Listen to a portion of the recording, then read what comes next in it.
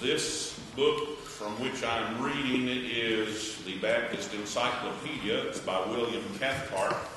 He has an entry here for David Jones. I'll read you some from it.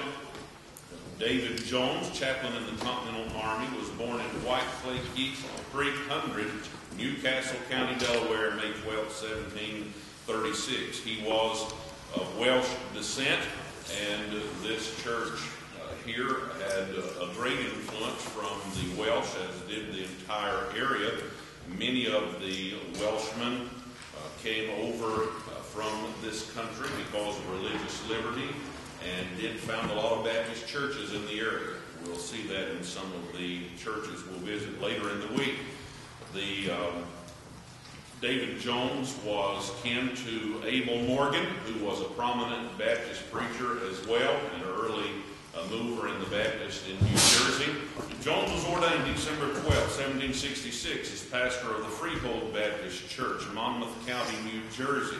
While there, he was impressed with a desire to preach the gospel to the Indians and was the first Baptist missionary among that people. So he holds quite a distinction.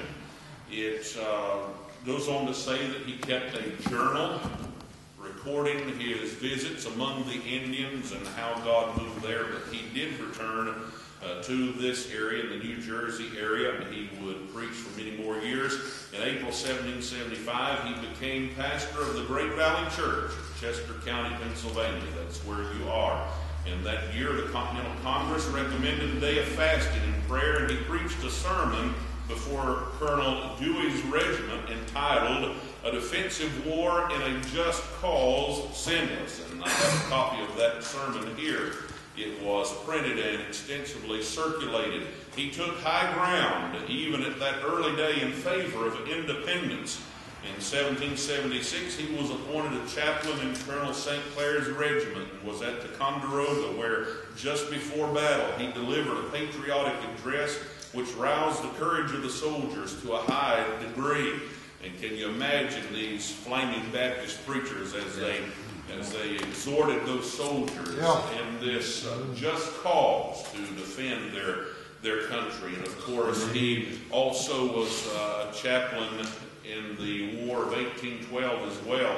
The only man, I believe, even to this date, that served in a war as a chaplain, 3 different wars. So quite an old man when he made his last service at 76 years of age. He was a prominent member of the Philadelphia Association, moderated that body in the year 1798, but we find here that he died at his farm February the 5th, 1820, in the 84th year of his age, and was buried in the Valley Churchyard.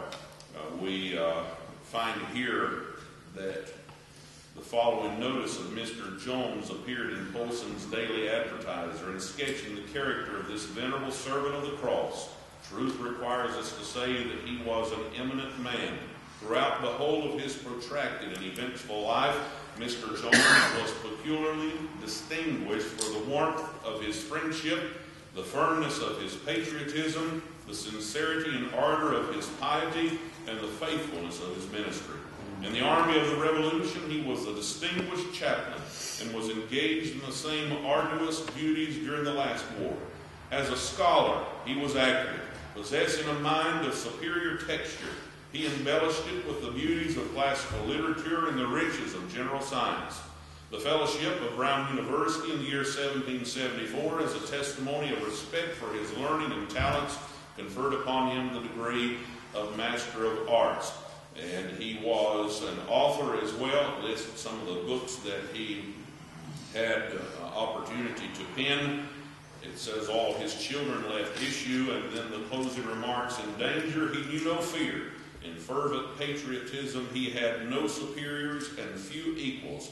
In the revolutionary struggle he was a tower of strength, especially in the section now known as the Middle States, and in piety he was a Christian without reproach.